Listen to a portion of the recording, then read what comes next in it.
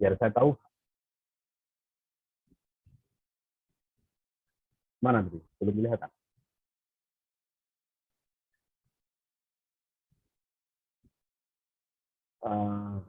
Kita tunggu dulu ya, sebentar ya, Dinda ya. Baik, Pak. Bisa dipanggil agar ya mungkin belum.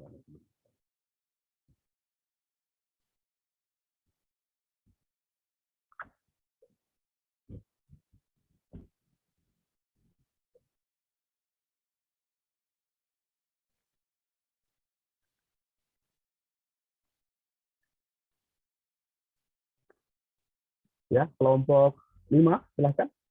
Ya.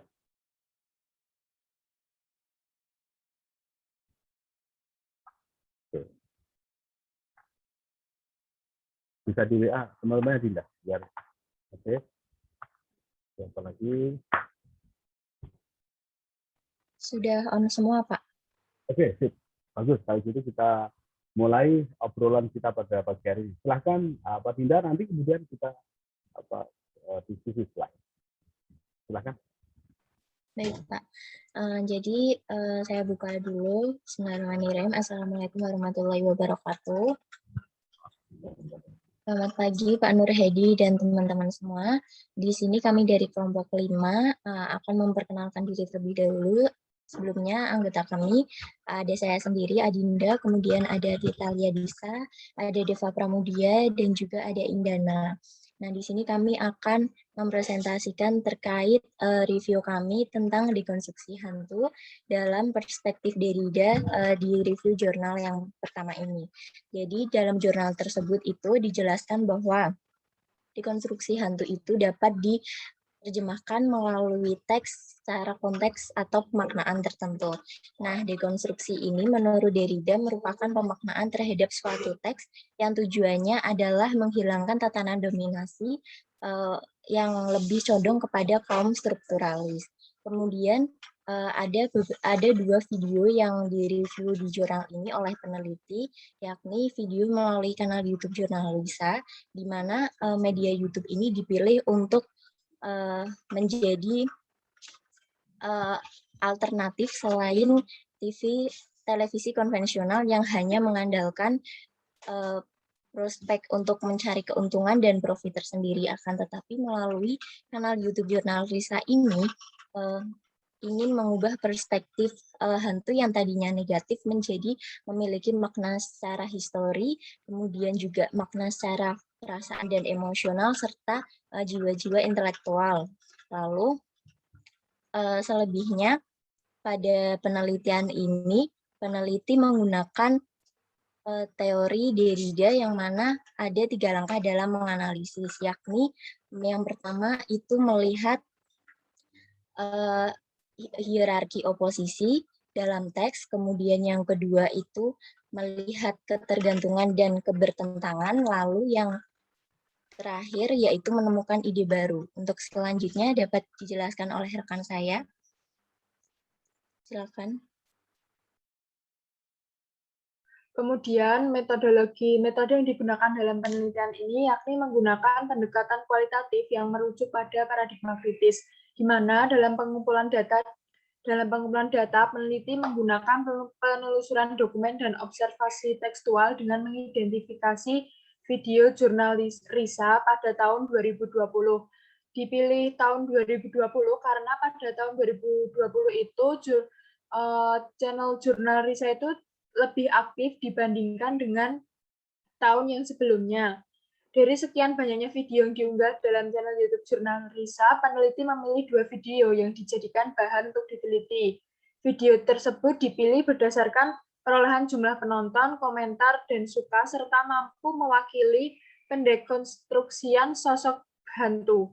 Judul video yang diambil yakni berjudul Menelistik Sejarah Air Terjun di Bandung Timur dan juga menelusuri jejak Tuan Bocah di Pangalengan. Sumber penelitian didapatkan dari screenshot gambar di dalam video tersebut yang relevan dengan isu penelitian, lalu dikonversikan ke dalam bentuk gambar. Lalu untuk menganalisis fenomena pengkonstruksian hantu dalam media YouTube menggunakan analisis teks, di mana analisis teks memiliki 3 fungsi, yakni representasi, relasi, dan identitas. Selanjutnya akan dilanjutkan oleh teman saya. Selanjutnya, saya akan membahas mengenai hasil pembahasan dari jurnal ini. Yang pertama yaitu mengenai penghadiran sosok hantu sebagai subjek aktif. Saat ini, platform YouTube telah menggeser media televisi di mana platform tersebut telah digunakan oleh 88% populasi Indonesia atau sekitar 272,1 juta jiwa. Konten vlogger horor menjadi salah satu konten yang paling diminati oleh masyarakat dengan menyajikan video mistis yang terkait dengan hantu. Salah satu vlogger hantu yang cukup dikenal oleh masyarakat Indonesia itu adalah Jurnal Risa.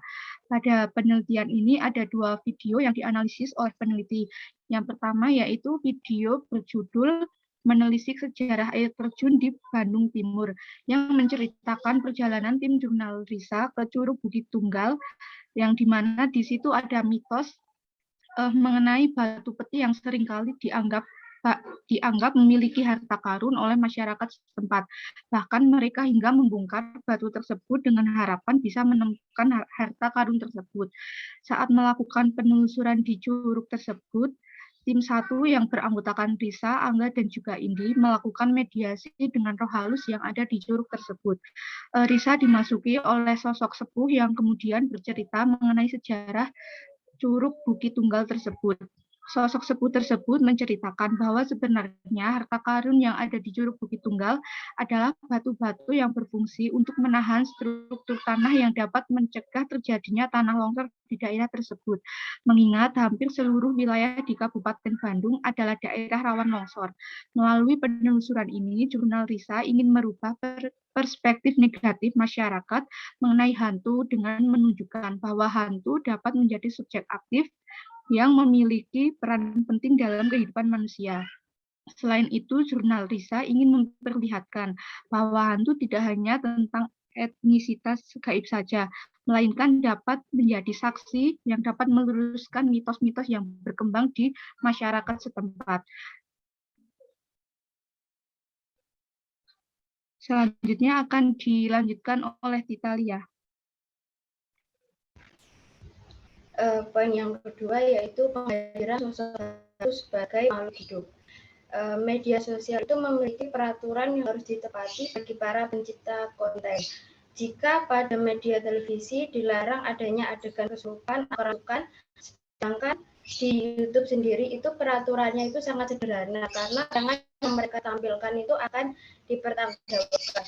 Lalu pada video kedua dengan judul cerita sejarah menelusuri jejak Tuan Bosca di Pangelangan, tim Jurnal Risa melakukan mediasi. Nah, mediasi ini adalah cara komunikasi yang dilakukan oleh manusia dengan makhluk hidup. Mediasi ini berbeda dengan kesurupan.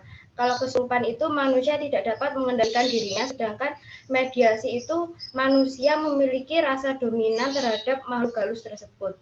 Mediasi ini dilakukan pada Tuan Bosca dan juga sosok perempuan pada akhir cerita nanti. Nah, Tuan Bosca ini adalah seorang makhluk halus yang dulunya seorang Belanda yang sangat berpengaruh pada masa itu. Bukti sosok hantu sebagai makhluk hidup dibuktikan ketika tim Jurnal Risa datang ke lokasi tersebut. Tim Jurnal Risa datang seolah-olah mereka itu sedang bertamu, meminta izin untuk berkunjung dan juga Tuan Bosca itu menjadi tuan rumah yang menyambut tamu yang datang. Meskipun Tuan Bosca adalah sosok tak kasat mata yang tak terlihat bagi manusia biasa, tetapi bagi mereka yang manusia memiliki kemampuan lebih menganggap bahwa Tuan Bosca itu adalah makhluk yang sama seperti dirinya. Sehingga manusia seperti tim Jurnal Risa selalu menghormati dan berbicara selayaknya sesama makhluk hidup. Sosok hantu menjadi bagian dari masa lalu dalam kehidupan bermasyarakat yang masih melekat dan tidak bisa dipisahkan. Seringkali ketika mediasi berlangsung, sosok hantu itu memperlihatkan kisah masa lalunya yang dapat dijadikan sebagai sumber informasi atau fenomena di masa lalu. Maka dari itu, berbagai macam sosok hantu memiliki sikap bentuk dan juga kisah masa lalu yang berbeda-beda. Mulai dari sosok Tuan Bosca tidak memperlihatkan secara visual, tapi ia bersikap seolah dirinya itu dahulu orang Belanda yang memiliki perilaku baik terhadap kaum pribumi, bahkan sangat besar untuk Indonesia dan juga turut mensejahterakan masyarakat. Selanjutnya itu ada sosok hantu perempuan yang tidak begitu sepuh, tetapi ia juga bercerita pada Indi tentang Tuan Bosca dari sejarah pada tempat itu. Lalu yang terakhir adalah kesimpulan. YouTube menjadi salah satu bentuk alternatif yang digunakan untuk mendekonstruksi hantu yang selama ini telah dipercayai oleh masyarakat secara turun-temurun. Dan Jurnalisa sebagai salah satu kelompok yang menggunakan platform YouTube dengan maksud untuk melawan media massa konvensional televisi maupun media film yang selama ini hanya mengkonstruksi hantu sebagai entitas negatif di masyarakat. Dari dua video yang sudah dipilih menggunakan teori dekonstruksi Derrida, penulis menemukan dua temuan, yaitu yang pertama penghadiran sosok hantu sebagai subjek aktif, dan yang kedua sosok hantu sebagai makhluk hidup. Sosok hantu sebagai subjek aktif, di mana sosok hantu itu didekonstruksikan sebagai subjek melalui penghadiran dua sosok hantu yang memiliki peran dalam kehidupan, seperti di dalam video yang pertama yang berjudul menelisik sejarah air terjun di Bandung Timur, berperan sebagai narasumber terkait sejarah mitos yang selama ini dipercayai oleh masyarakat. Kemudian penghadiran sosok hantu sebagai makhluk hidup, yakni seperti dalam video yang kedua yang berjudul menelusuri jejak Tuan Bosca di Pangelangan. Di dalam video tersebut, Jurnalisa mendekonstruksikan bahwa sosok hantu sebagai bagian dari masa lalu dalam kehidupan masyarakat yang masih melekat dan tidak bisa ditinggalkan melalui sosok penghadiran Tuan Bosca dan juga hantu perempuan. Terima kasih.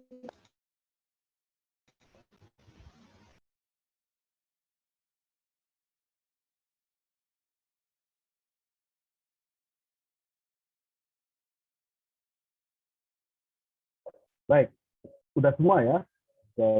Semua anggota sudah menyampaikan apa yang dia baca.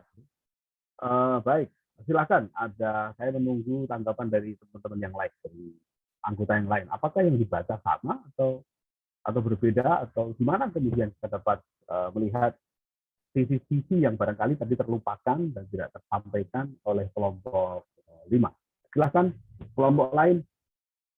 Ya, secara individu silakan menyampaikan sesuatu.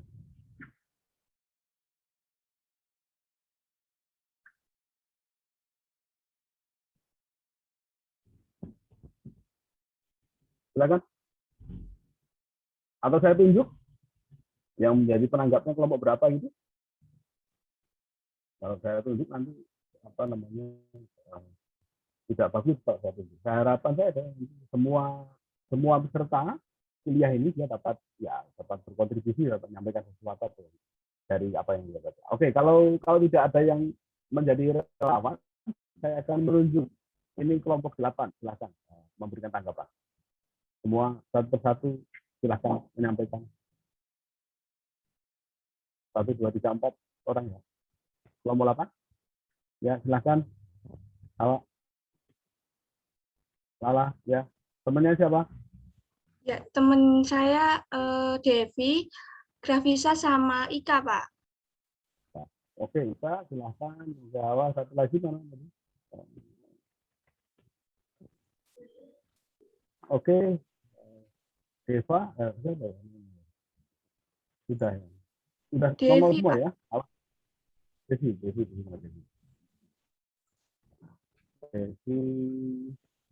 Belum melihat. Devi Agustin ya? Oh, udah, Pak, udah. Oke, jelas bisa ya. Oke, silakan.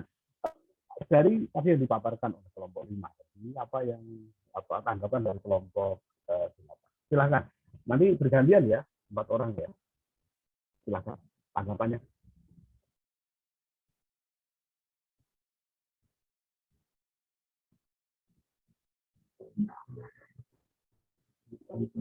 Ini menambahkan atau memberikan tanggapan, Pak? tanggapannya apa, dan kalau ada hal-hal yang belum tersampaikan oleh mereka, mungkin saudara bisa melengkapi. Silakan. Baik Pak, mungkin dari saya dulu mengenai tadi hasil dan pembahasan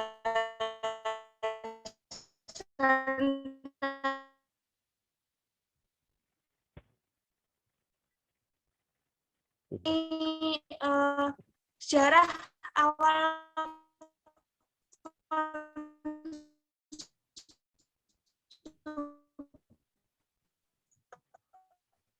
konvensional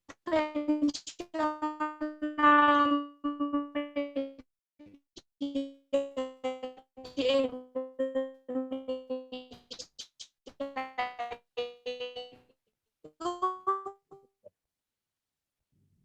Suaranya nggak ada.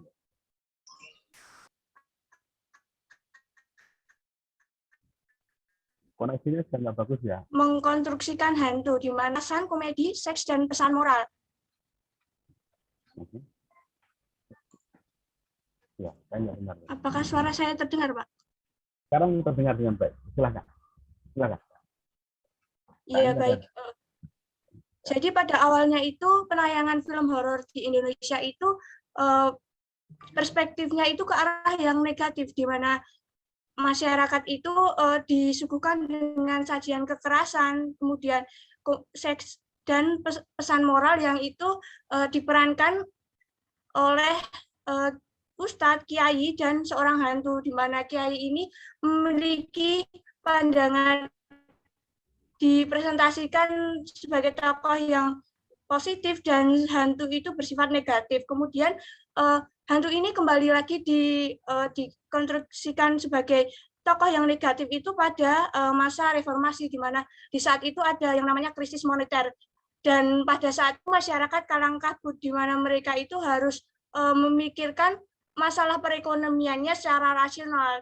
Dan hal itu bertolak belakang terhadap tayangan film horor yang ditayangkan di Indonesia, di mana saat itu mereka menawarkan mengenai solusi-solusi irasional seperti pesugihan, tuyul, dan lain sebagainya.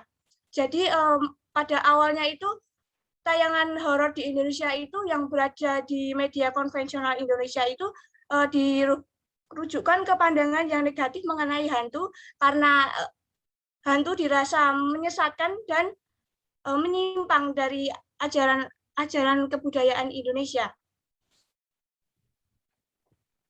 Kemudian ada beberapa hal lagi yang mungkin bisa saya tambahkan dari kelompok sebelumnya mengenai adegan di dalam video channel Jurnalisa itu, di mana dalam adegan pertama itu dianalisis dengan teori Derinda mengenai 3 hal, yaitu yang pertama identitas hierarki oposisi, kemudian yang kedua itu hubungan hierarki oposisi, dan yang ketiga itu adalah gagasan baru.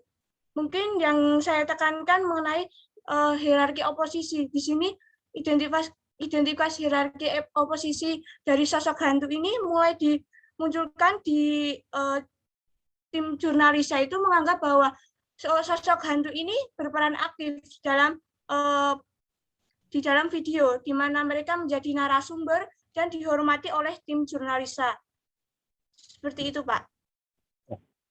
Menarik. Saya catat apa tadi, Lala. Silakan. Yang lain teman-temannya menambahkan atau ingin barangkali menyanggah apa yang disampaikan oleh kelompok 5 tadi. Silakan.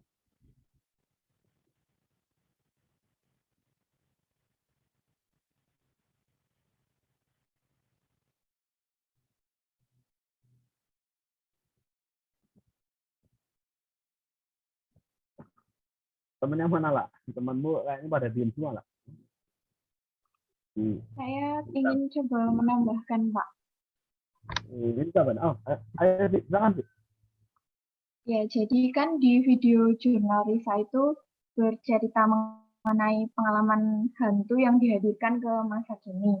Nah, fenomena gaib seperti hantu itu kalau di video Jurnalisa itu punya sebuah dimensi kritis yang berguna sebagai pengingat akan permasalahan di masa lalu dan memiliki dimensi historikal juga yang turut dihantui sama permasalahan sosial yang ada di waktu saat itu.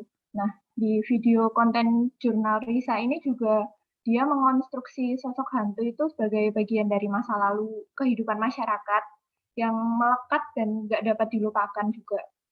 Nah, hantu itu dihadirkan menggunakan proses mediumisasi tadi, menggunakan tubuh Risa sama Indi, dan itu diperlihatkan sebagai bagian alam atau makhluk hidup yang masa kini menjadi fenomena sejarah masa lalu. Nah, hantu yang dihadirkan ulang dan dikonstruksi sebagai subjek yang masih memiliki kehidupan, itu masih memiliki pemikiran dan ilmu pengetahuan yang bisa dibagikan dari masa lalu ke masa sekarang. Seperti itu, Pak. Cukup seperti itu saja yang bisa saya tambahkan. Terima kasih banyak. Ya, selanjutnya.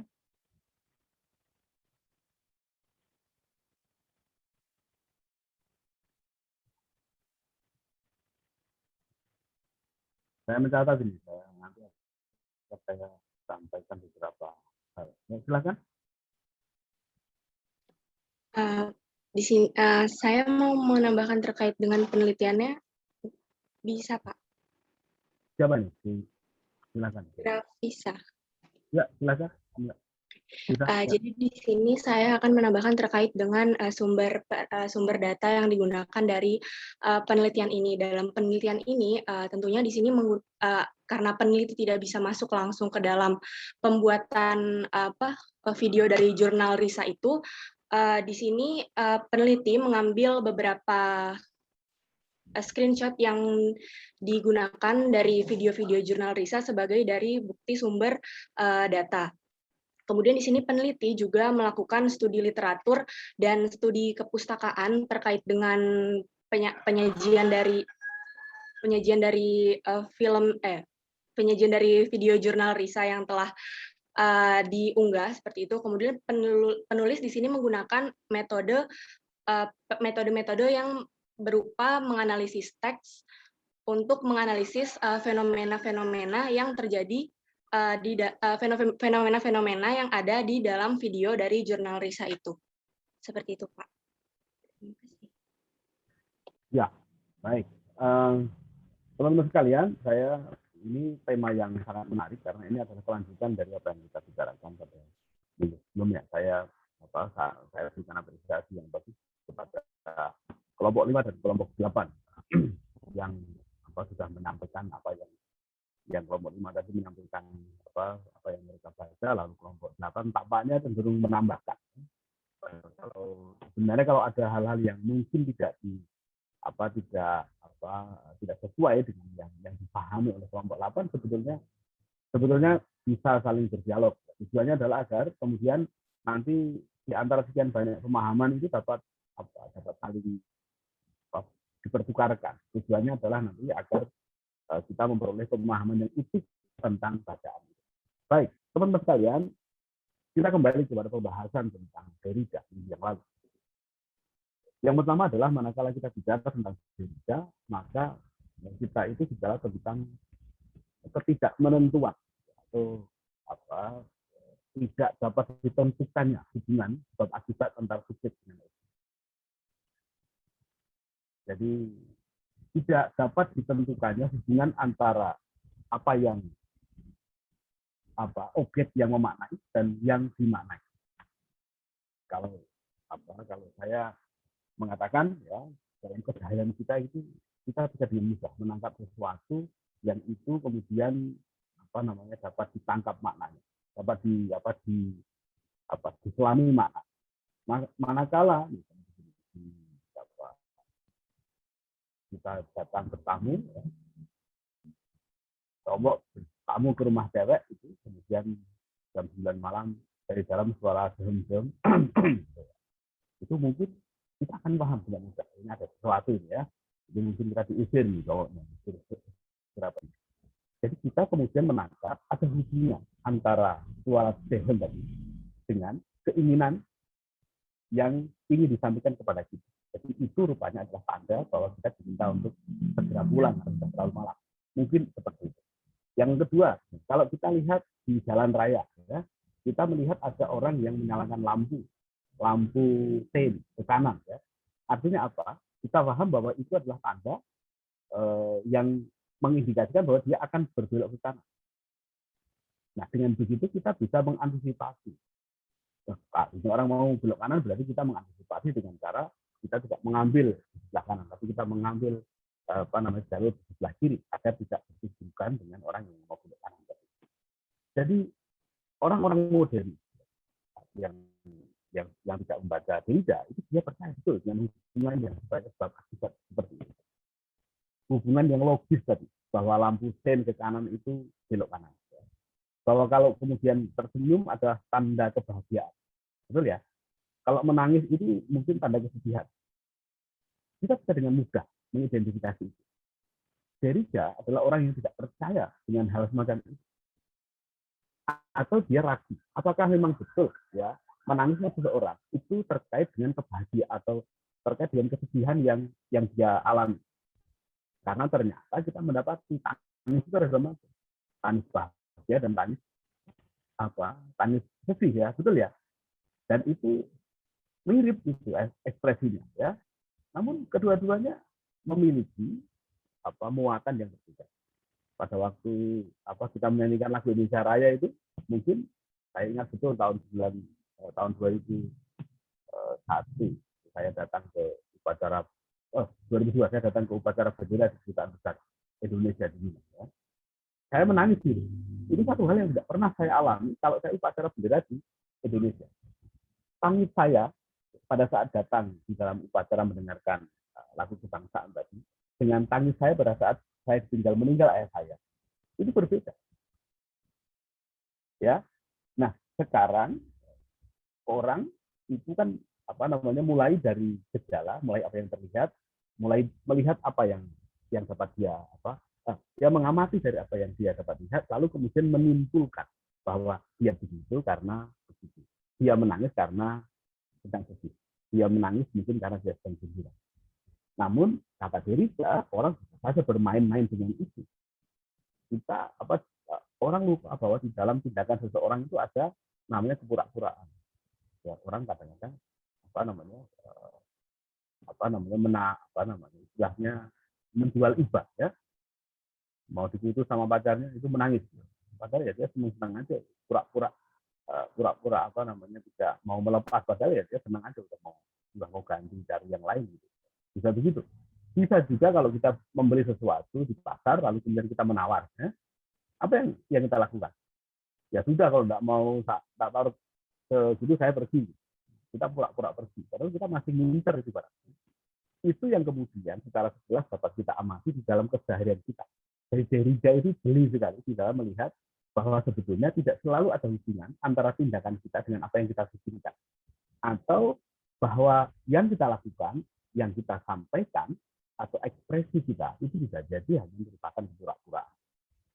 Nah, kita Derrida melihat mengajak kita untuk melihat berbagai macam kemungkinan yang dapat ditemukan atau berbagai macam kemungkinan makna di balik sebuah tindakan atau dari sebuah makna yang ada di balik dari sebuah fenomena. Nah, dengan begitu ya Derrida itu sebetulnya mengajak kita untuk lebih memerdekakan pikiran kita. Kita harusnya berani lebih liar secara petik ya, lebih berani bereksperimen, berani untuk lebih bermain-main dengan sesuatu yang tampaknya sudah terlihat seperti pasti. Ya. Jadi ada orang menangis, ya, jangan buru-buru kita ikut sedih, jangan-jangan dia menangisnya karena pura-pura. Ada orang di jalan raya mengemis, ya, jangan kita kemudian langsung iba, kasihan dia mengemis, dia pasti tidak punya uang. Padahal faktanya mungkin dia menjadikan mengemis itu sebagai sebuah profesi yang justru membuat dia lebih kaya daripada kita. Itu yang ingin disampaikan Derrida. Jadi manakala kita melihat sebuah fenomena, maka kita harus melihatnya dari berbagai kemungkinan perspektif. Jadi jangan kemudian kita terpaku pada satu cara pandang saja. Baik. Nah, kalau kita ingat kembali ya, tadi ini kembali ke soal hantu tadi ya. Ini kan tema menarik. Bagaimana misalnya ilmu sosial membicarakan tentang hantu? Tentu saja kalau bicara tentang hantu dia tidak bicara tentang wujud hantu seperti apa, bagaimana cara hantu hidup, makannya dengan cara apa, ya, kemudian konten dari hantu itu apa, isi dari hantu itu apa, apakah dia materi atau dia cahaya atau dia atau dia hanya satu hologram dan seterusnya, itu bukan urusan kita. Yang menjadi sesuatu yang penting menurut ilmu sosial, baik antropologi maupun sosiologi, adalah manakala bicara tentang hantu adalah kita mencoba mengaitkannya dengan kehidupan kita sehari-hari. Apa relevansi hantu itu dengan kehidupan kita? Jadi penulis di dalam artikel itu, saya rasa cukup jeli di dalam mengamati adanya perubahan kasus hantu tadi. Hantu selalu ditempatkan pada posisi yang negatif, betul ya? Yang selalu dia posisinya itu selalu dijadikan sebagai sebagai sasaran dakwah kira-kira ya. Ada ustadz, ada kiai, dia bawa tasbih lalu hantunya pergi ya. Seolah-olah ya hantu itu menjadi ya, tidak cuma kita. Kalau kita nonton film Conjuring ini sama ya, Falak itu ya didatengin sama rohaniwan ya. Kalaupun rohaniwannya kalah, tapi kelihatan bahwa kemudian ada semacam perjuangan yang dilakukan oleh mereka yang menganut paham teologis tertentu untuk melakukan penghapusan, penindasan atau menghilangkan pengaruh-pengaruh yang bersifat metafisik. Nah, kita lihat, kita kembali pada teori yang dirumuskan oleh Auguste Comte tentang tahapan-tahapan di dalam pemikiran manusia. Yang pertama adalah fase yang dia sebut sebagai fase metafisik ya. Lalu ada fase teologis, itu ya sebenarnya mereka tidak berurutan, tapi mereka hadir di saat yang kurang lebih bersamaan. Nah, hantu itu adalah representasi dari metafisik, dari metafisika. Ustadz, kiai, pendeta itu adalah representasi dari fase teologis. Mereka keduanya terlibat di dalam konflik. Di dalam kondisi sekarang itu pasti yang digunakan adalah teologi ya, karena orang tidak rela melihat agama itu kelihatan lemah di hadapan hantu ya, di hadapan sesuatu yang metafisik. Karena apa? Jadi ada semacam keberpihakan di awal. Jadi saya harus memenangi agama. Dan itu kemudian berdampak pada proses-proses hiburan yang dihasilkan oleh media kita. Kita selalu menggambarkan media kita itu orang-orang yang pakai baju gamis itu selalu berperilaku sangat santun, sangat sopan dan mungkin agamis ya. Perempuan yang pakai jilbab selalu digambarkan sebagai sosok yang sangat baik, sangat melindungi, penuh kasih sayang. Sementara yang berpakaian secara dianggap tidak Islami, maka dia dianggap sebagai orang-orang yang selalu digambarkan sebagai sosok yang negatif ya. Nah, itu yang kemudian terjadi. Jadi media itu menjadi arena pertarungan antara aliran yang berkarakter teologis dengan aliran yang berkarakter metafisik. Nah, sekarang ini kita telah memasuki fase yang oleh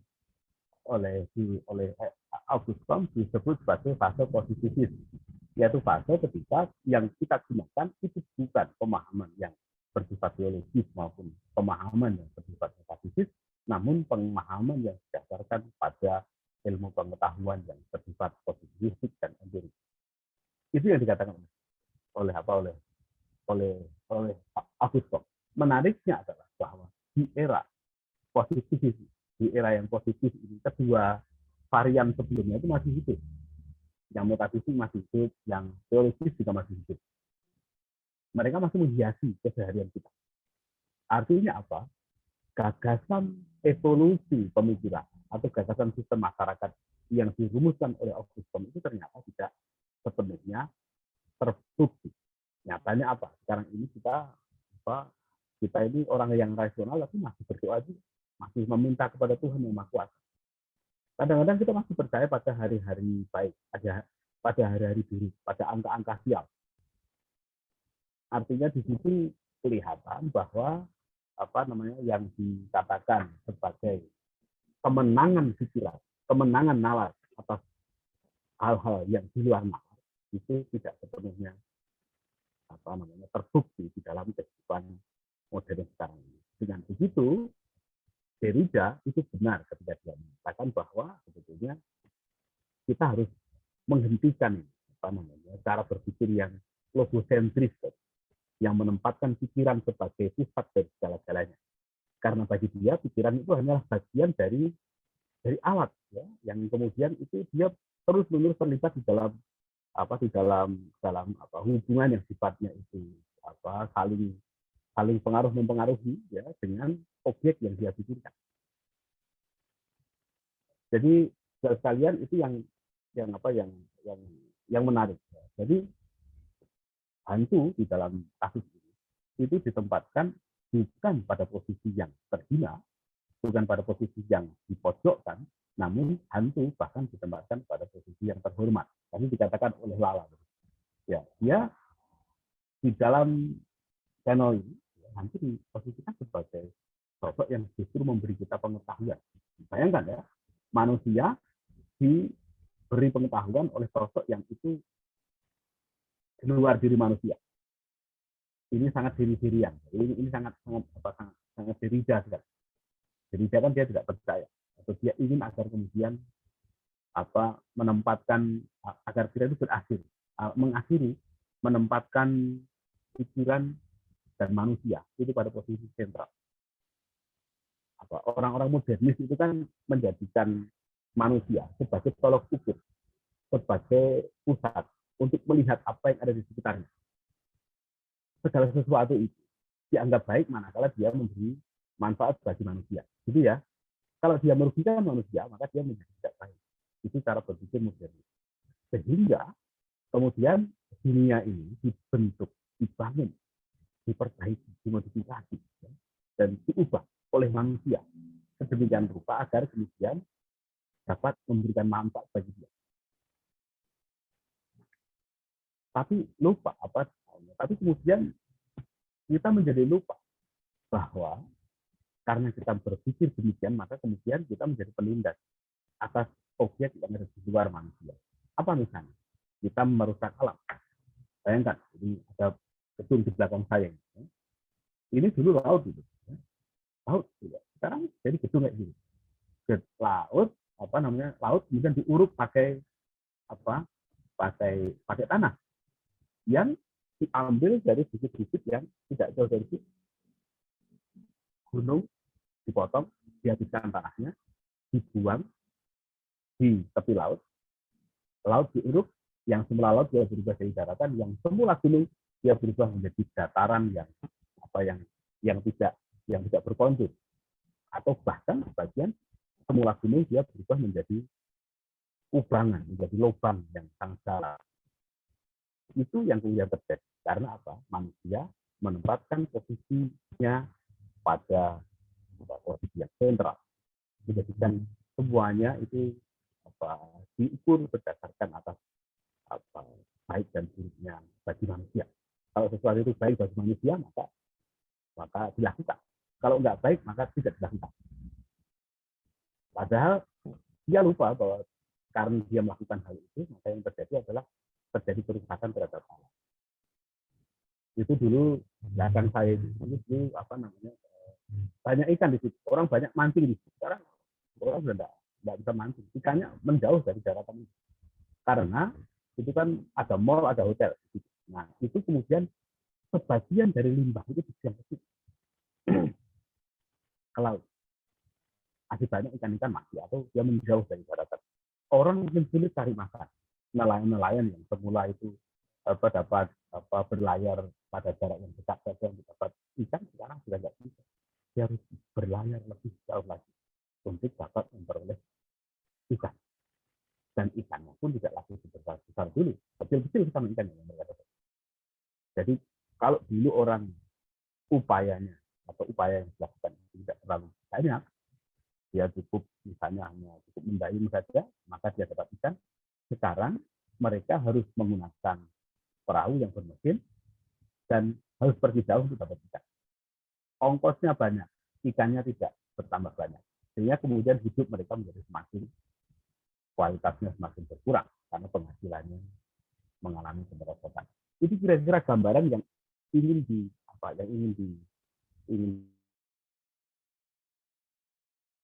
disampaikan oleh Derrida. Jadi bahwa jangan kemudian kita menempatkan manusia pada posisi yang sentral, namun mari kita coba lihat bahwa di luar diri manusia itu ada kepentingan-kepentingan lain yang juga harus dihidupi, juga harus dipahami. Alam tidak kepentingannya sendiri, lingkungan sekitar kita tidak kepentingannya sendiri. Jadi kalau kemudian kita hanya menjadikan diri kita sebagai ukuran kebaikan dan ukuran kerja kebaikan, itu maka kita akan menjadi penindas bagi lingkungan sekitar kita. Baik, itu yang soal posisi hantu. Jadi ini juga dapat mengilhami kita di dalam memahami misalnya posisi antara guru dengan peserta didik. Kalau kita berpikir secara logosentris, maka kita berpikir bahwa guru adalah pusat atau sumber pengetahuan. Murid adalah objek yang perlu diberi pengetahuan. Begitu ya, kira-kira gitu. Nah, kalau kita berpikir anti logosentris, maka kita berpikir bahwa sebetulnya murid pun juga dapat menjadi sumber pengetahuan. Karena dia dapat memiliki pengetahuan yang sebetulnya mungkin tidak kalah dengan gurunya. Sehingga apa yang ingin dia sampaikan itu perlu kita dengar. Pemahaman dia perlu kita dengar. Kemarin pada waktu kuliah gender itu ada pertanyaan beragam dari peserta kuliah, ya. Bagi orang-orang yang tidak yang terlalu kaku di dalam berpikir, dia akan mengatakan pertanyaannya aneh. Padahal tidak. Bagi orang yang membaca Derrida tidak ada yang aneh yang bertanya, karena setiap orang tentu memiliki pengalaman masing-masing, setiap orang memiliki cara pemahaman masing-masing, dan itu bagus bahwa kemudian orang bersedia membagi apa yang dia alami, membagi apa yang dia rasakan dan yang dia pikirkan, sehingga kemudian terjadilah dialog antara mereka yang memiliki perspektif yang beragam itu. Itu gambarannya, teman-teman. Posisi hantu, dan itu adalah tentang posisi rasionalitas.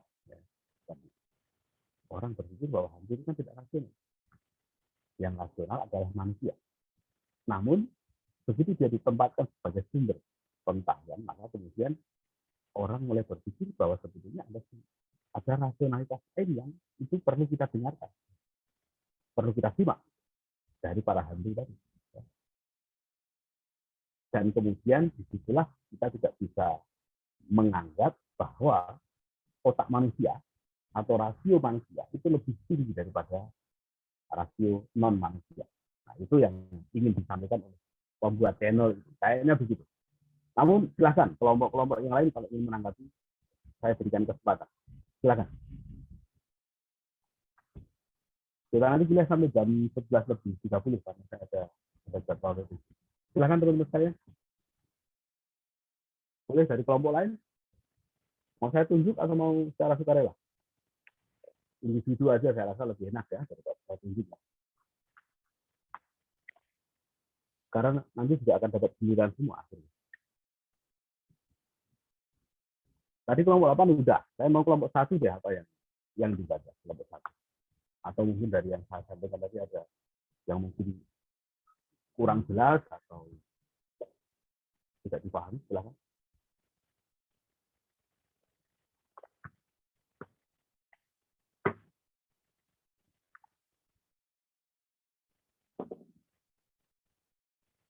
Ya, kelompok 1. Silakan.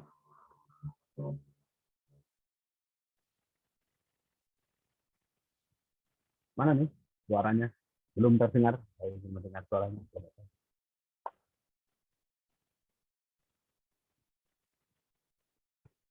Saya panggil di chat.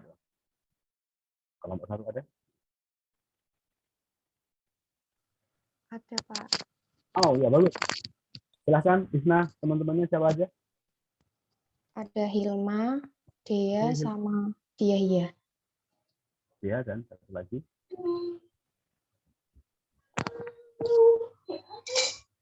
Ya silakan. Apa yang ingin disampaikan terkait dengan?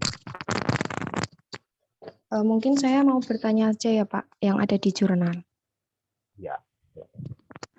Di jurnal itu dituliskan bahwa pada hakikatnya teori dekonstruksi itu bertujuan untuk menghilangkan tatanan dominasi dan hierarki oposisi.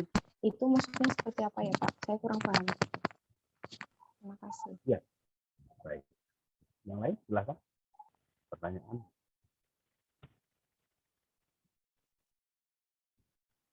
Tidak ada. Silakan. Anggota yang lain.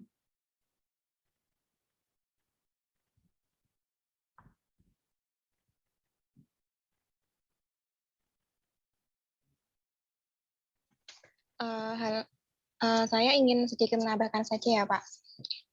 Ya, boleh. Silakan. Ya, jadi dalam jurnal tersebut dengan penulis menggunakan teori dekonstruksi Derrida, di mana dalam teori tersebut merekonstruksi atau apa yang sebenarnya dipahami secara umum oleh masyarakat, sebenarnya ada hal lain yang di luar apa yang dipahami oleh masyarakat. Nah, contohnya dalam hal ini adalah proses penghadiran sosok hantu.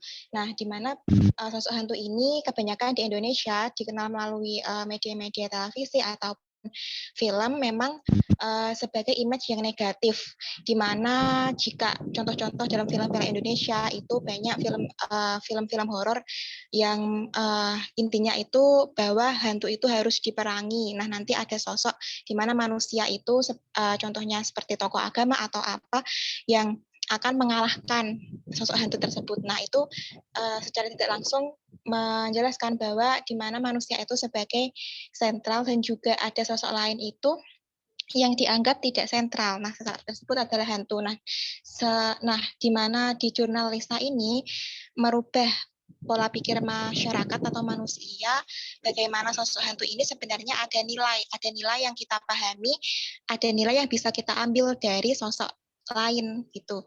Nah, di mana hantu tersebut dimediumisasi dalam tubuh manusia dan diceritakan bahwa hantu itu bisa sebagai subjek yang aktif dan juga disebut sebagai makhluk hidup seperti itu karena mereka itu bisa memberikan informasi, kemudian dikenal sebagai sosok yang ada di masa lalu dan kemudian dihadirkan di masa sekarang dan kemudian menceritakan apa yang terjadi di masa lalu dan sebenarnya apa yang ada di dalam mitos-mitos dalam masyarakat. Contohnya yang ada melalui tayangan video yang ada di jurnal Lisa mengenai batu yang ada di curug tersebut, yang disebut bahwa di situ ada harta karun yang sebenarnya itu adalah mitos karena sebenarnya harta karun itu bukan berupa harta tetapi adalah perumpamaan bahwa batu tersebut itu menjaga alam, menjaga agar tanah tidak longsor seperti itu, Pak. Iya, terima kasih.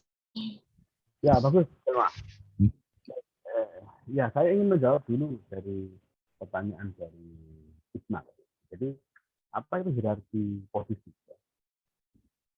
Saya tadi sampaikan bahwa di masyarakat modern orang yang ya saya sampaikan masyarakat modern. Masyarakat modern itu menempatkan satu hal pada posisi yang lebih tinggi daripada yang lain. Ada hierarki, ada yang mana yang tinggi, mana yang lebih rendah, mana yang paling rendah. Yang paling tinggi adalah akal budi, kata orang-orang modern. Yang paling tinggi itu adalah nalar kita, rasio kita.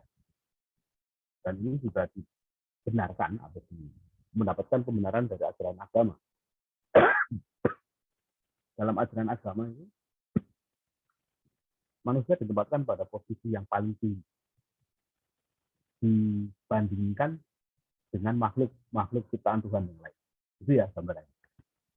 Satu hal yang kemudian membuat manusia itu lebih tinggi dibandingkan dengan bahkan lebih tinggi dari malaikat, itu adalah karena manusia itu bisa berpikir. Dia memiliki akal budi. Karena dia memiliki akal budi, maka kemudian segala hal itu kemudian diukur berdasarkan atas indikator-indikator yang dibuat oleh akal budi kita. Sesuatu dikatakan baik dari kita, ya, itu manakala misalnya bermanfaat untuk kita.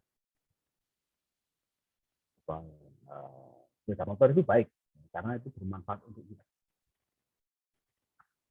Jalan raya itu baik karena itu bermanfaat untuk kita. Namun yang kita lupakan adalah bahwa di balik yang bermanfaat tadi itu ada hal-hal yang dirugikan. Yang dirugikan adalah mereka-mereka yang tidak memiliki akal budi. Karena dia tidak punya akal budi, maka dia layak dikorbankan. Kira-kira gitu ya. Karena gunung itu tidak bisa bicara, dia tidak bisa komplain, dia tidak memiliki akal budi, maka posisinya lebih rendah dari manusia, sehingga dia layak untuk dikorbankan. Maka gunung itu dipotong, digali, tebing, digali apa namanya tanahnya, dipakai untuk menguruk laut di belakang saya tadi, di belakang saya ini. Ya. Yang dikorbankan adalah alam. Yang kedua, binatang juga dikorbankan. Ya. Ikan menjadi tidak bisa hidup di situ. Bahkan sekarang ini binatang itu dijadikan sebagai komoditas. Bisnis bernama jual beli burung, ya. Ada burung ditangkap di hutan dijual. Kalau saudara naik kendaraan dari Solo ke arah Ngawi itu nggak tahu sekarang ya. Kadang-kadang ada monyet juga dijual di situ ya. Saya nggak. Jadi demi kebahagiaan manusia, demi kebaikan manusia tadi, maka ada yang harus dikorbankan. Mengapa mereka dikorbankan? Karena mereka dianggap tidak penting. Itu yang tadi saya katakan, atau yang mereka dianggap hanya sebagai objek yang dipakai untuk memenuhi kebutuhan manusia atau membahagiakan manusia. Jadi manusia itu kalau mau bahagia harus punya objek yang membuat dia bahagia. Betul ya? Saya bahagia. Saya punya rumah, saya bahagia. Jadi perlu ada alasan, perlu ada satu objek yang kemudian dijadikan sebagai sarana untuk membuat dia merasa bahagia. Saya punya keluarga, saya bahagia. Soalnya kalau tidak punya keluarga tidak bahagia. Belum tentu ya. Saudara dikaruniai wajah ganteng, bahagia. Padahal belum tentu dengan ganteng mungkin malah menjadi tidak bahagia karena tiap hari di WA sama cewek-cewek. Ya, kamu ganteng. Akhirnya dia siang malam dia buka WA aja kerjaan. Itu contoh tentang bagaimana sebetulnya hierarki tadi itu oleh Derrida itu ingin dibongkar habis. Jadi kita tidak, kata Derrida ya jangan kemudian kita menempatkan sesuatu itu lebih tinggi dan lebih penting dibandingkan dengan yang lain. Dengan kita menempatkan sesuatu yang lain itu sebagai lebih rendah atau kurang penting dibandingkan dengan yang lain. Kalau kita berpikir demikian, maka kita kemudian dapat lebih bisa berempati kepada perasaan orang lain, kita dapat berempati kepada lingkungan, ya, berempati kepada kehidupan yang dijalani oleh orang-orang yang berbeda dari kita. Itu gambarannya seperti itu. Isna. Nah, contoh hierarki yang kedua adalah soal nalar itu kan sebagai pusat, ya, atau akal budi kita sebagai pusat, dan dia posisinya paling mulia, paling tinggi lah kira-kira dia, karena kemudian dia yang dijadikan sebagai tolok ukur. Sesuatu itu benar kalau dia logis, betul ya. Jadi dia menjadi benar kalau dia logis sesuai dengan nalar kita. Padahal yang disebutkan bukan benar, bukan hanya benar, namun juga perlu kearifan. Makanya kalau kita ke pesantren itu, terutama yang pesantren ini ya kuno ya, pesantren lama ya, itu yang pertama kali diajarkan kepada anak-anak, pada santri itu adalah adab. Adab dulu ditanamkan. Setelah adab baru mereka diajari pembiasaan yang ini kaitannya dengan ritual. Kita mondok diajari adab kepada diri, adab kepada teman, kepada orang tua, kepada hal-hal di luar kita. Adab. Nah, setelah adab terbentuk, baru kemudian kita belajar tentang syariat, tentang ajaran-ajaran agama. Itu pun nanti setelah kita membiasakan diri dengan kebiasaan-kebiasaan yang yang itu positif, bangun pagi, sholat rajin toharoh gitu kalau di pesantren. Baru kemudian kita bicara, baru kemudian kita belajar tentang ajaran-ajaran agama. Yang paling tinggi nanti kita belajar tentang tafsir Al-Quran. Sekarang kan tidak yang terjadi. Banyak orang itu belajarnya meloncat, adabnya tidak pernah ada atau tidak pernah belajar adab, atau dia belajar syariah, belajar ajaran-ajaran agama, dan celakanya mereka belajar dari YouTube, dari ustadz-ustadz yang ngepop itu. Yang kemudian muncul adalah karena mereka kemudian tidak urut, belajarnya tidak urut dari adab tadi, maka kemudian banyak di antara mereka yang kemudian tersesat, sibuk menyalahkan orang lain, sibuk memberikan penilaian negatif pada orang lain. Ya, itu yang saya katakan. Ya, jadi ada orang katakan yang benar sekalipun pahit. Saya katakan ya jangan cuma berkata benar saja, tapi harus ada kearifan. Kita lihat ada orang yang kakinya tidak sempurna. Lalu kita panggil dia sebagai dicincang, tentu dia akan marah. Ya, kita lihat ada orang yang mungkin ada gangguan dengan penglihatannya. Lalu kita bilang dibelok, itu tentu menyakitkan. Itu benar, tapi menyakitkan. Ya, itulah kenapa kemudian ada yang namanya adab. Nah, yang ingin dikemukakan oleh Derrida adalah jangan kemudian kita hanya bersandar kepada satu hal saja, bicara kebenaran. Seolah-olah semua itu benar kalau logika kita mengatakan benar. Kalau logis itu benar. Padahal belum tentu benar pun, belum tentu dia baik untuk dikemukakan, dan juga belum tentu dia baik untuk diterapkan. Itu ya, itulah yang membedakan orang yang membaca Derrida dengan orang yang belum membaca Derrida. Orang-orang yang gemar mengkafirkan orang itu kan, mereka pasti tidak pernah baca Derrida, karena haram toh Derrida. Nggak boleh baca, itu haram, jangan dibaca. Padahal itu mengajarkan kita kearifan sebetulnya. Kalau kita mau ngambil hikmahnya di situ, ya. Itu cara. Jadi kita jangan kemudian menempatkan sesuatu pada posisi yang lebih tinggi dibandingkan yang lain. Karena kalau kita demikian, maka kemudian akan berdampak kepada kesenang-wenangan. Karena kemudian kita akan menganggap bahwa yang pentingan itu, yang ini tidak penting. Itu ya, itu cara. Baik Pak, terima kasih. Ya. Itu Isna. Ya. Baik. Tadi Silma menambahkan dari yang disampaikan oleh kelompok 5 dan kelompok 8. Silahkan teman yang lain mana tadi? Dua yang lain. Saya Pak. Ayo Ria, silahkan, saya tunggu suaramu. Akan menambahkan mengenai metode yang digunakan itu, penulis menggunakan metode analisis teks, di mana metode ini memiliki 3 fungsi utama. Yang pertama itu representasi, di mana representasi ini memiliki fungsi berkaitan dengan cara-cara yang dilakukan untuk menampilkan realitas sosial ke dalam bentuk teks. Kemudian fungsi relasi yang berkaitan dengan pelaku-pelaku ataupun agen yang berperan mengonstruksi teks. Sedangkan yang ketiga itu fungsi identitas yang berkaitan dengan gambaran identitas para pelaku yang digambarkan dalam sebuah teks. Kemudian saya ingin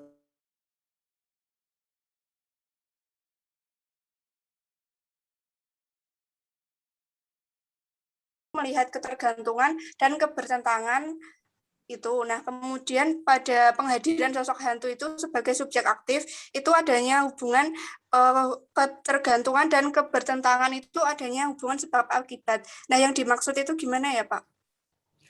Ya, saya ingin sampaikan begini. Jadi yang ingin dilihat oleh Derrida itu adalah sebetulnya hubungan antara hal yang satu dengan yang lain. Kalau kita bicara tentang tadi hubungan antara hantu dengan kehidupan sekarang ini ya, kalau kita menggunakan cara pandang modern, maka hantu itu dia yang pertama dia tidak ada ya, dia itu tidak rasional, maka sebaiknya diabaikan saja. Nah, yang kedua, kalau kita menggunakan cara pandang teologis, hantu itu adalah sesuatu yang harus dimusuhi atau yang cenderung dimusuhi oleh mereka yang beragama, oleh mereka yang meyakini bahwa hanya ada Tuhan yang berkuasa. Nah, peneliti ini ingin melihat bahwa sebetulnya ada keterkaitan antara cara pandang kita terhadap hantu dengan cara kita memperlakukan hantu. Nah, cara pandang kita itu dipengaruhi oleh siapa? Dipengaruhi oleh tadi, apakah kita itu seorang yang teologis, yang cenderung beraliran teologis, atau kita cenderung beraliran positifis. Kalau kita beraliran positifis, maka tentu kita akan mengatakan si hantu itu dia tidak ada, dia itu tidak rasional. Ya. Kalau kita berpikiran teologis, itu hantu itu adalah lambang dari kejahatan, kira-kira gitu. Ya. Nah, tapi satu hal yang ingin diingatkan oleh Derrida manakala dia bercerita tentang hantu, oleh si penulis manakala dia bercerita tentang hantu, adalah bahwa sebenarnya keduanya itu antara apa yang dia dipikirkan manusia dengan apa yang terjadi dengan hantu itu bukan dua hal yang terpisah. Jadi orang memperlakukan hantu kan sesuai dengan perspektif dia. Nah, peneliti ingin agar kita mencoba memperlakukan dengan cara berbeda. Bukan dimulai dari kita, namun dimulai dari pemahaman terhadap bagaimana perilaku hantu tadi. Harapannya adalah kemudian kalau kita memahami perilaku hantu, maka kemudian kita bisa memberikan empati gitu ya, kira-kira seperti itu. Sehingga yang semula hantu itu hanyalah objek, dia diposisikan sebagai subjek. Yang semula dia hanya merupakan sesuatu ya. Jadi kalau di dalam cara pandang modern, hantu itu kan sama dengan alam sebetulnya. Ya. Mereka adalah objek yang digunakan oleh manusia, yang kedua-duanya disia-siakan sebetulnya. Hantu itu disingkirkan. Bayangkan, hantu itu selalu menempati tempat-tempat yang tidak penting, ya, yang tidak penting atau dianggap tempat-tempat yang tidak enak sama sekali. Tidak ada hantu itu tinggal di restoran, ya, tidak ada, ya. Atau hantu tinggal di tempat tidur kita, tidak ada. Tapi biasanya dia ditempatkan pada tempat-tempat yang tidak mengenakan sama sekali. Yang kedua, hantu itu perilakunya itu seringkali mengganggu orang. Bayangkan, itu kan sama dengan gambaran kita. Kalau kita nonton gambaran, ya, saya ingin menceritakan wayang. Ya. Wayang itu kan selalu begitu, menceritakan tentang seperti apa itu hutan. Hutan itu kan rimba itu. Di dalamnya itu kan tempat tinggalnya para hantu, tempat tinggalnya para binatang liar. Jadi kehidupan liar dengan hantu itu ditempatkan pada posisi yang kurang lebih satu garis gitu, setara itu. Sehingga mereka itu harus ditaklukkan oleh manusia. Jadi bahkan kalau kita kembali kepada definisi kebudayaan, itu dikatakan bahwa kebudayaan itu dia menaklukkan alam. Ya. Siapa yang menaklukkan alam? Manusia. Jadi culture itu kemudian bertolak belakang dengan nature. Nature itu alami. Sementara culture itu dia tidak alami, dia buatan manusia. Yang sekarang ini terdominan adalah culture, bukan nature. Yang dominan adalah hal-hal yang dibuat oleh manusia. Karena manusia adalah penguasa tunggal atas jagat raya ini. Kalau kita lihat di dalam ajaran-ajaran agama kita itu kan manusia ditempatkan pada posisi yang sangat terhormat, betul ya? Orang Islam mengatakan manusia itu khalifatul fil ardi, jadi dia adalah khalifah di muka bumi, dia pemimpin di muka bumi, sehingga kemudian segala yang ada di alam itu akan dijadikan sebagai sarana untuk memenuhi kebutuhan manusia. Nah, hantu itu posisinya sama dengan kehidupan liar. Yang liar itu harus dijinakkan, betul ya? Jadi ada cerita kalau manusia itu kan dulu awalnya dia bisa hidup seperti sekarang ini, hidup menetap, itu kan karena dia melakukan penjinakan. Dalam bahasa antropologi namanya domestikasi namanya. Apa yang didomestikasi? Pertama adalah mereka mendomestikasi tanaman-tanaman liar, padi-padian. Itu awalnya ada di hutan. Orang mengambil, lalu kemudian mereka tebar benihnya di wilayah-wilayah dekat, di tempat-tempat dekat rumah mereka. Lalu kemudian mulailah mereka membudidayakan padi. Tidak kemudian mereka mengambil padi di hutan. Gandum juga begitu. Dulu awalnya di hutan mereka ada. Lalu kemudian dilakukan budidaya bercocok tanam oleh manusia. Jagung, gandum. Yang kedua, selain makanan, itu adalah binatang. Manusia, jangan bayangkan alam itu apa namanya, ayam itu dulu di situ, enggak. Dulu ayam itu ya di hutan. Manusia menjinakkan ayam. Dengan cara apa? Ditangkap, dikurung, lalu kemudian ya dijadikan sebagai binatang piaraan. Diambil telurnya, diambil dagingnya, ya. Diambil suaranya untuk bangunin kalau pagi hari, ya. Alarm kan itu keras sekali berkokok pagi hari. Kambing juga begitu, sapi juga begitu, kerbau juga begitu, kuda juga begitu, anjing juga sama. Itu semua adalah semula binatang liar. Lalu manusia menaklukkan itu. Nah, penaklukan itu adalah bagian dari kebudayaan. Ya, paham ya? Jadi itu gambarannya. Nah, hantu pun juga begitu. Hantu itu kan sesuatu yang berada di luar manusia, maka dia harus ditaklukkan. Ditaklukkan dengan cara apa? Dengan cara ngasih jambi-jambi, doa-doa berbahasa Arab itu, atau mantra-mantra ya, kalau orang Jawa ya. Orang-orang Hindu dia pakai mantra, orang-orang orang Kristen dia pakai salib misalnya gitu. Ada yang pakai bawang, ada yang pakai tasbih, macam-macam lah, tergantung agamanya apa. Jadi rupa-rupanya sebetulnya agama itu juga bagian dari gejala yang menunjukkan ke arah apa namanya penaklukan terhadap alam sekitar manusia. Ya, jadi agama itu memberikan pembenaran atas penaklukan terhadap alam di sekitar kita. Itu apa namanya gambarannya, apa namanya dia. Ya. Baik Pak, terima kasih. Oke, sip, bagus. Silakan teman-teman sekalian, masih ada waktu kira-kira 15 menit lagi kalau ada pertanyaan. Masih ada enggak ya kelompok dari kelompok mana tadi? Satu yang belum bicara. Iya, Pak. Dia. Ya, Toto. Mau menambahkan sedikit tentang itu ya Pak, penjelasan tentang hubungan hierarkis oposisi tadi ya Pak. Ya. Kalau di jurnal itu ditunjukkan pada di scene 2 itu terlihat pada cara mereka itu berkomunikasi dengan sesepuh yang lain dengan tunduk, sopan dan hormat seperti itu Pak. Terus pada hubungan hierarkis oposisi ini juga terlihat pada teks audio dalam dialog, yaitu pada kalimat yang jiwanya masih ada, raganya yang sudah tidak ada. Nah, pada hubungan hierarkis di sini, oposisi di sini ditunjukkan pada kata jiwa dan raga merupakan dua kata yang saling berhubungan dan keduanya merupakan bagian dari tubuh manusia yang saling berpengaruh dan membantu. Jadi di hierarki oposisi ini biasanya itu kata-kata yang apa ya Pak, dua kata yang bertentangan bisa tapi masih berhubungan seperti itu. Bisa ditunjukkan melalui sifat manusia berbeda seperti benda yang jelek bagus, besar kecil seperti itu, tapi masih dalam berhubungan dalam di tubuh manusia seperti itu Pak. Ya, makasih banyak ya. Ada hal yang menarik saya rasa kalau kita bicara tadi kembali pada pembicaraan tentang hantu tadi. Jadi rupa-rupanya manusia itu menggambarkan hantu sebagaimana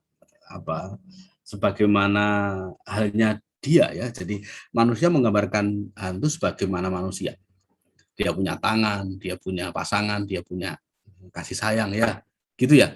Dia punya kehidupan, dia punya rumah, dia punya keturunan barangkali gitu. Jadi rupa-rupanya manusia itu ini alam berpikir modern ini.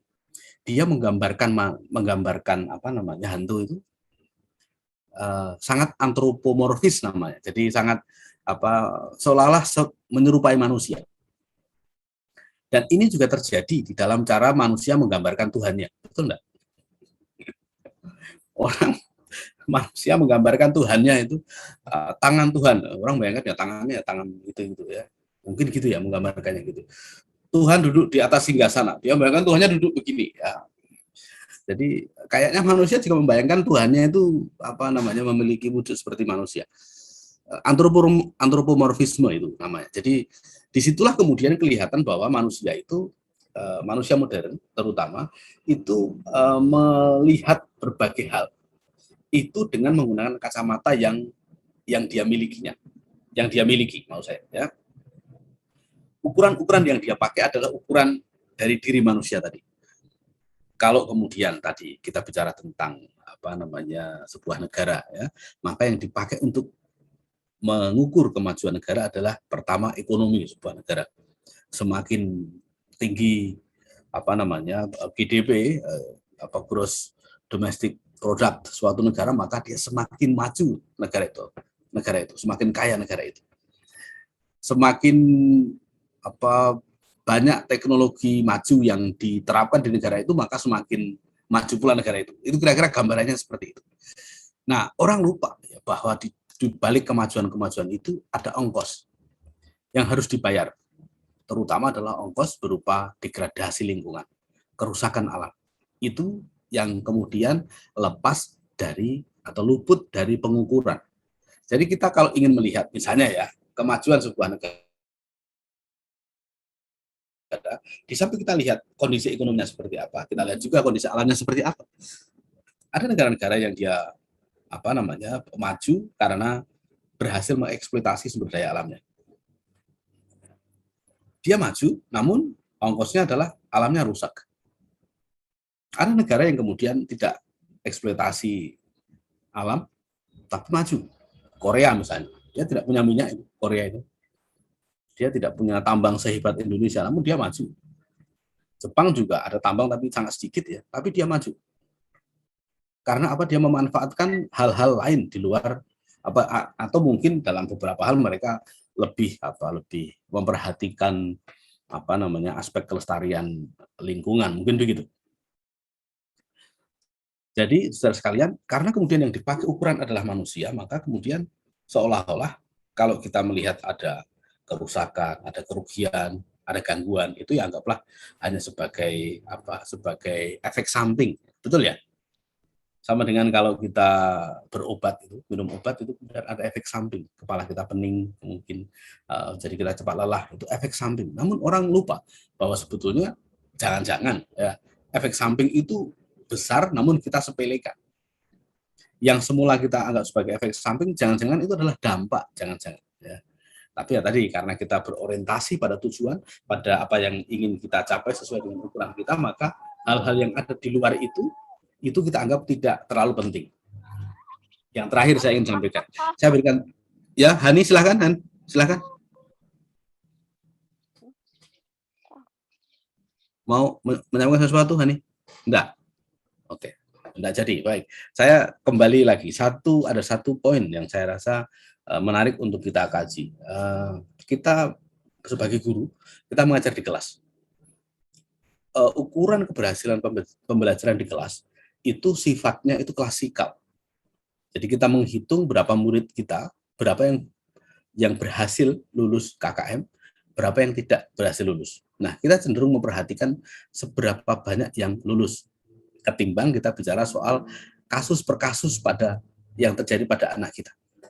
Nah, pemikiran modern itu memang cenderung mengabaikan hal-hal yang dianggap anomali tadi, hal-hal yang dianggap menyimpang, namun hanya sedikit.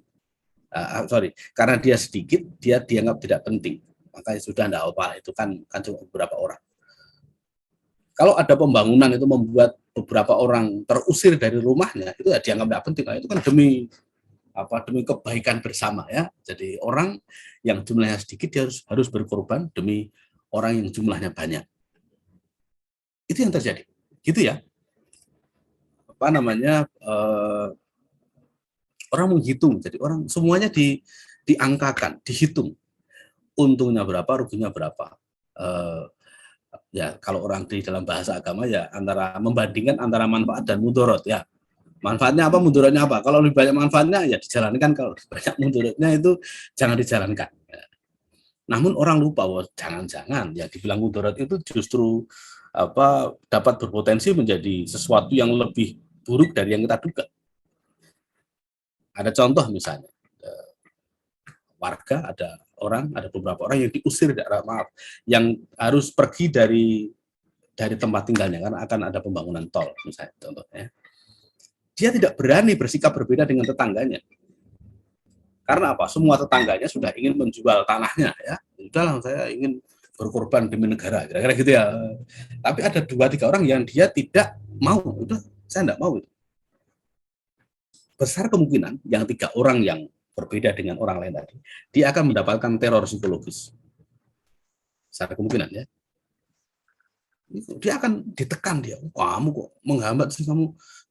Karena apa? Yang lain tadi kan dia berkepentingan, dia ingin segera punya duit, ingin segera beli mobil, ingin segera pindah rumah, dan ingin segera membeli sesuatu yang mungkin membuat dia merasa lebih bahagia. Sementara yang 3 orang tadi dia tidak punya kepentingan apa-apa.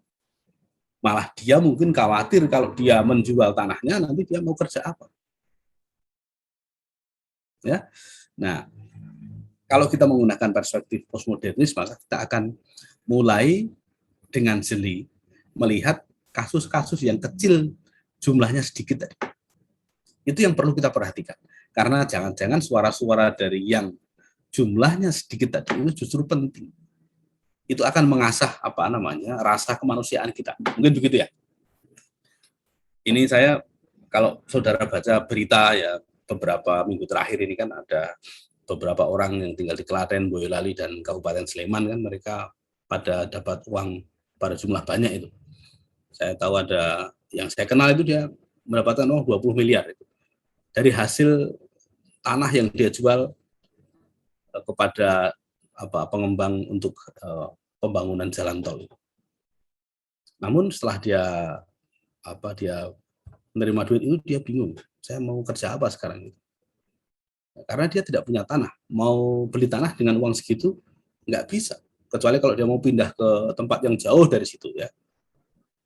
Jadi yang harus dipikirkan adalah bahwa yang kecil-kecil itu, kalau menurut perspektif postmodernis, itu tidak berarti mereka tidak penting. Justru yang kecil itulah yang perlu kita perhatikan.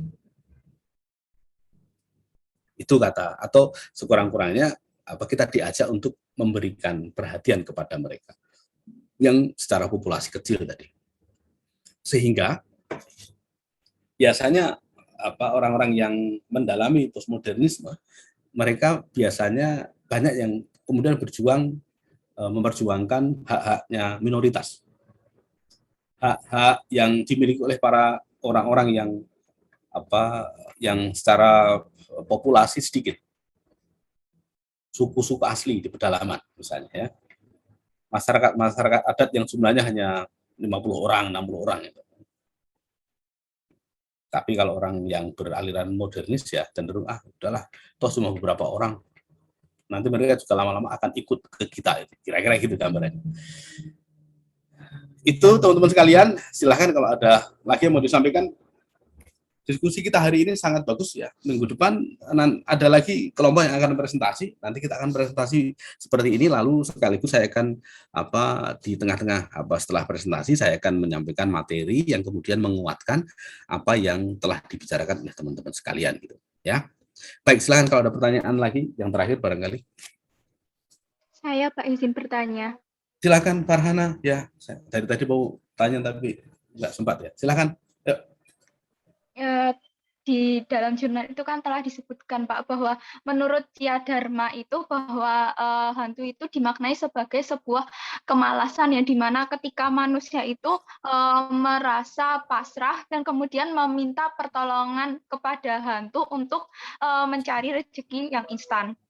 Kemudian bagaimanakah menurut Derrida sendiri Pak mengenai kontribusi hantu dalam pekerjaan manusia? Apakah tersebut memicu kemajuan hidup dalam manusia? Apakah malah memacu kemunduran dalam hidup manusia? Terima kasih Pak. Ya, Derrida sendiri tidak pernah bicara tentang hantu. Ya, jadi ini adalah satu penelitian yang menggunakan cara pandang Derrida untuk melihat hantu dengan cara berbeda. Ya, jadi apakah kemudian hantu itu kemudian memberikan kemajuan atau kemunduran bagi kehidupan manusia, itu hal yang lain ya. Bagi Derrida yang perlu dilihat adalah manakala kita melihat sebuah objek, katakanlah hantu adalah objek, maka kita seyogianya jangan melihat ini dari satu sudut pandang saja. Mari kita coba lihat berbagai macam sudut pandang yang mungkin dapat muncul dari pemahaman kita terhadap sebuah objek. Dan bahkan kalau dalam tulisan ini malah kita itu diajak untuk menyimak itu kata-kata dari para hantu tadi ya. Bukan menyimak kata-kata dari orang yang meneliti hantu, namun kita menyimak kata-kata dari hantu. Jadi bayangkan hantu itu yang semula dia tidak pernah didengar ya, dia tiba-tiba didengar aspirasinya ya. Kayak DPR itu kalau ada orang menyampaikan aspirasi tidak didengar ya. Jadi sekali-kali dia harusnya membaca Derrida ya, bahwa sebetulnya mereka yang tidak bersuara itu tidak berarti dia tidak punya kepentingan. Mereka tidak bersuara itu tidak berarti dia merasa baik-baik saja. Dia tidak bersuara, tidak menyampaikan apa yang dia rasakan karena dia takut. Atau dia kalau di dalam kehidupan masyarakat sekarang ya, mungkin dia takut atau dia merasa tidak enak dengan orang lain. Dia merasa bahwa kalau dia menyampaikan ini nanti jangan-jangan merusak hubungan dengan banyak orang. Ya, padahal itu akhirnya dia harus berkorban demi orang-orang lain. Itu yang tidak dikehendaki oleh Derrida. Jangan sampai orang kemudian berkorban ya demi sesuatu yang lain, sementara dia sendiri menderita. Kalau bahasanya Maggie Z itu orang lain berlabuh, aku yang tenggelam ya, gitu yang lagunya apa? Kalian nggak tahu lagunya Maggie Z ya? Orang lain berlabuh, aku yang tenggelam. Itu sama. Jadi orang berkorban demi sesuatu yang demi sesuatu lain ya, demi orang lain, tapi dia sendiri yang kemudian harus menjadi korban. Nah, Derrida tidak ingin hal itu terjadi. Karena kalau itu terjadi maka ya tidak adil. Ya. Sekalipun kemudian orang yang berkorban itu kan diberi janji surga kan ya. Orang yang berkorban dia akan mendapatkan kebahagiaan. Nanti Tuhan yang akan membalasmu. Kira-kira gitu ya. Padahal dia berkorban. Gitu ya. Berkorban demi sesuatu itu dia kemudian akan diberi janji oleh agama, memberi janji pada dia. Dan juga mungkin moralitas juga memberi janji pada dia. Kalau kita membaca naskah undang-undang kita atau kita membaca konstitusi kita, Pancasila misalnya, itu ada bagian yang kemudian mementingkan kepentingan masyarakat di atas kepentingan pribadi dan golongan. Itu kalau kita memahami dari kacamata Derrida ya itu sesuatu yang tidak sehat. Namun kalau kita melihatnya dari kacamata ideologi Pancasila, dia adalah sesuatu yang mulia. Orang yang berkorban demi orang lain itu kan sesuatu yang mulia, betul enggak? Bahkan dalam banyak kasus orang harus menderita. Dan biasanya orang yang menderita itu kemudian diberi penghiburan berupa kamu sekarang menderita tapi nanti kamu akan mendapatkan kebahagiaan kelak atau pada kesempatan yang lain. Sekarang kita berkorban, nanti kita akan mendapatkan imbal balik dari apa yang kita korbankan. Kita beramal nanti akan mendapatkan balasan dari orang lain yang tidak kita duga-duga. Kira-kira seperti itu. Atau kita menolong orang lain, nanti orang lain akan menolong kita. Berkorban, nanti harapannya akan mendapatkan balasan dari orang lain. Nah, kadang-kadang lebih ekstrim dari itu, bahkan berkorban. Jadi misalnya orang ditipu, dia bilang udah diikhlaskan saja, nanti akan ada balasannya, akan ada dapat, gitu ya, gambarannya gitu. Jadi orang diajak untuk melupakan masalah yang dia hadapi sekarang ini demi mendapatkan sesuatu yang lebih indah di kemudian hari. Itu gambarannya. Itu Harana ya. Baik Pak, terima kasih atas jawabannya. Oke.